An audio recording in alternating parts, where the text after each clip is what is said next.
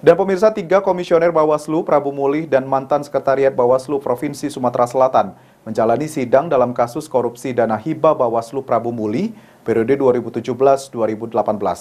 Dalam sidang perdana dengan agenda dakwaan ini, setidaknya ada 5 nama lagi disebutkan oleh Jaksa Penuntut Umum di persidangan.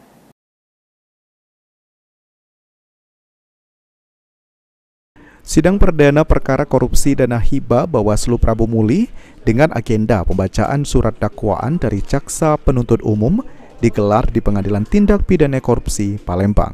Dalam sidang tersebut, Kasih Intel Kejari Prabu Mulih, Anjaras Trakarya, menyampaikan ada beberapa nama yang disebut oleh JPU dalam surat dakwaan yang dibacakannya, di mana nama-nama yang disebut tersebut menurut Anjas diduga turut menerima aliran dana korupsi Bawaslu Prabu Mulih.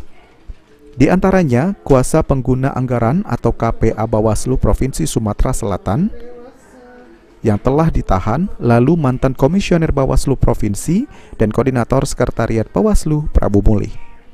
Semua yang tertuang di dalam surat dakwaan itu menurut Anjas adalah fakta penyidikan, dan Kejaksaan Negeri Prabu Mulih tidak pernah menutup-nutupi fakta penyidikan yang ada.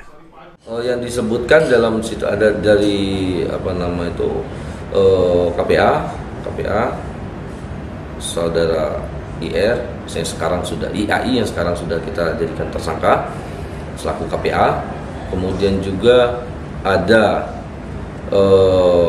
komisioner dari provinsi juga dalam fakta persidangan, dalam fakta penyidikan juga ada menerima aliran dana tersebut.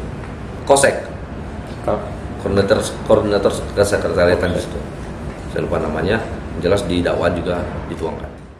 Sejumlah nama yang terseret dalam perkara korupsi tersebut sebelumnya telah dimintai keterangan oleh Kejari Kota Prabu Mulih. Sementara itu, menurut Anjas, kasus ini bisa jadi terus berkembang dengan melihat dari penyidikan tersangka dan fakta di persidangan 3 komisioner Bawaslu Prabu Mulih. Benny Firdaus, PAL TV.